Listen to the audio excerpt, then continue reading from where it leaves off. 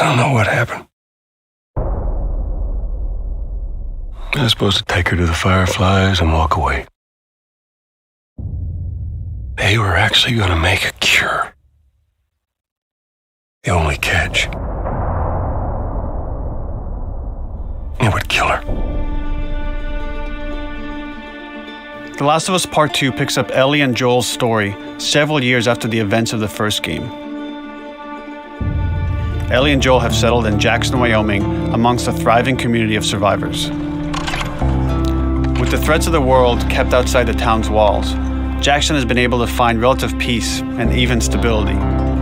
Ellie is now 19, lives on her own, and has been able to forge lasting relationships within the community.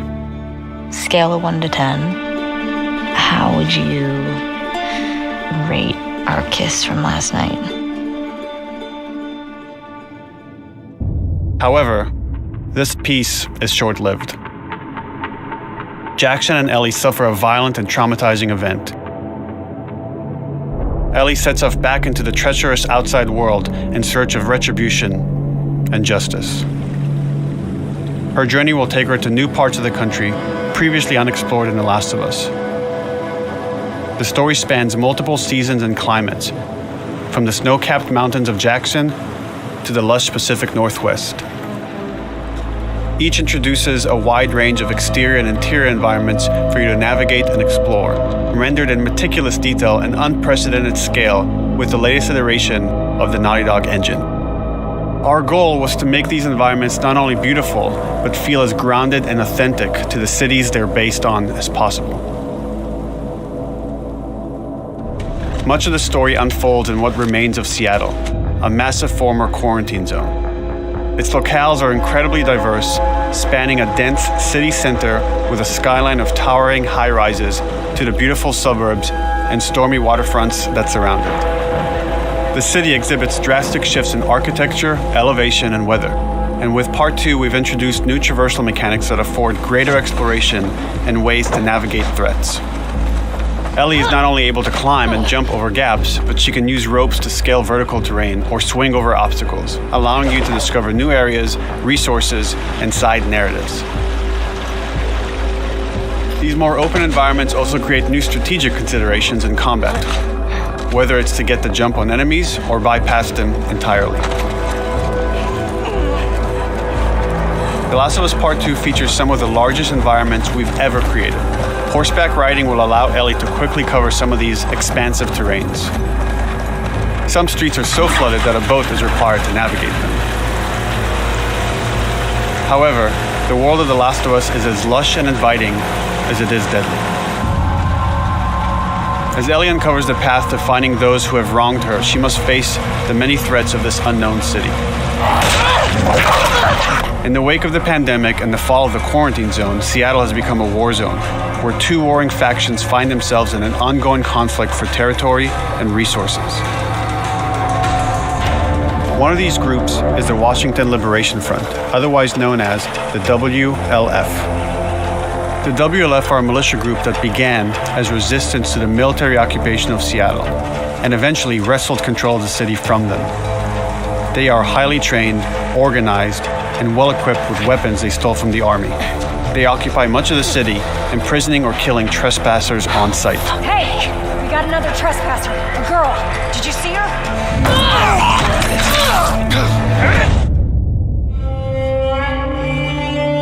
On the other side of this bloody conflict is a group of religious zealots called the Seraphites, or Scars, defined by the self-inflicted deep cuts that they bear across their faces. Like the WLF, they're deeply tribalistic and territorial. They're known for being stealthy, using overgrowth as cover, and they use more silent weapons like bows and arrows. Clip her wings.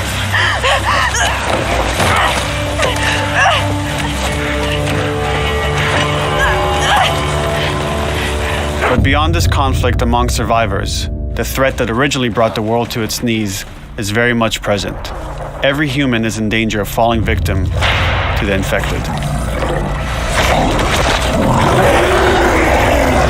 There are the recently infected runners, who are more numerous and aggressive in this game. the blind but extremely deadly clickers, and the stalkers, who sneak and hide until they're ready to attack, surprising their victims with extreme agility and brutal violence. The Last of Us Part 2 introduces new stages of infected, such as the Shamblers. Large, heavily armored enemies that are covered in pustule. Upon getting close to you, they expel a corrosive spore cloud that burns its victims. But our most terrifying and lethal new forms of infected will have to wait until you play the game for yourselves.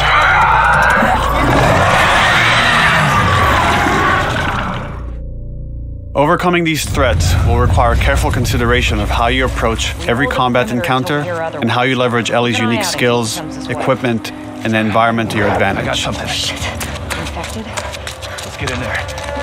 The WLF patrol the streets of Seattle with guard dogs, which are capable of detecting and following you, even while in cover. You think this guy's connected to the girl They can from pick up your school? scent and alert their handlers to your presence. Listen mode will reveal your scent trail, so keep moving and cause distractions to avoid detection. They could be hiding anywhere. 25 years after the pandemic began, the world is completely overgrown. Use tall grass to hide from enemies and go prone to stay out of sight. However, this form of analog stealth means you're never fully hidden. If enemies get close enough, they can discover you, even in grass. When Ellie is overwhelmed, running away is a viable option. You can also break glass or crawl through tight spaces to find new paths or areas to evade or take on your enemies. In any given combat situation, you can flee an encounter and re-establish stealth to regain the advantage. If you absolutely have to fight your way out, there are a variety of tools at your disposal. Ellie's more agile than most of her enemies. She can sprint and quickly dodge incoming attacks. Learning how opponents attack with different weapons and mastering the timing of your dodges will prevent you from taking damage and create opportunities to counterattack. You can use throwable items or well-placed shots to stun enemies before dealing a killing blow. Or using them as a shield to protect yourself or buy some time to figure out your next move.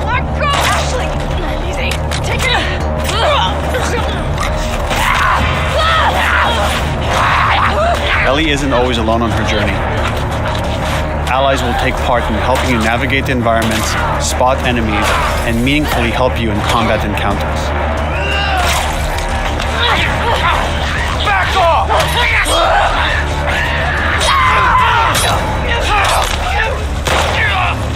Got you now!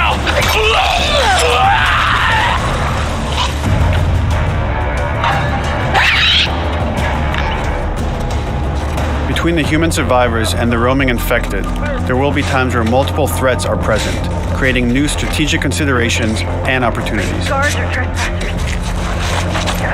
You can choose whether to attack these opponents separately and directly, or find ways to pit them against each other.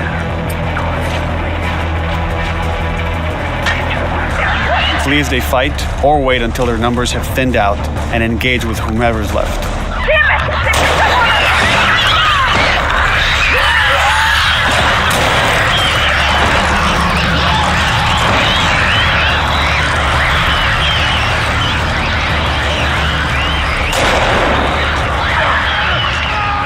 Our goal is to create unparalleled attention, coupled with deep systems that give you greater control and influence over your journey.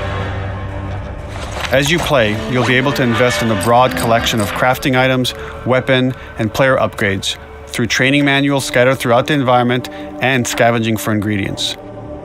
These skills and upgrade manuals cater to a variety of playstyles, and the choices you make will create your own distinct experience. We also wanted to extend that agency and personalization to your weapons through our new workbench system. Scavenge for parts to modify and improve your weapon's performance and attributes, all of which are visualized and become part of your character.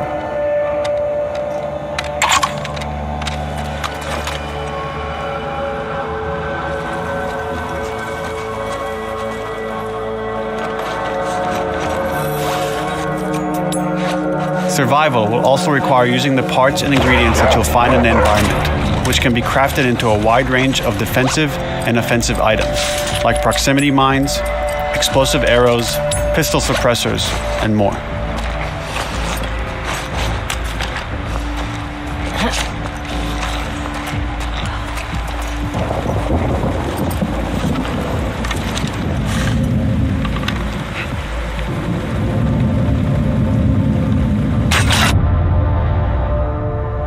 All of these gameplay systems are meant to immerse you in the world and make you feel in lockstep with Ellie's emotional journey.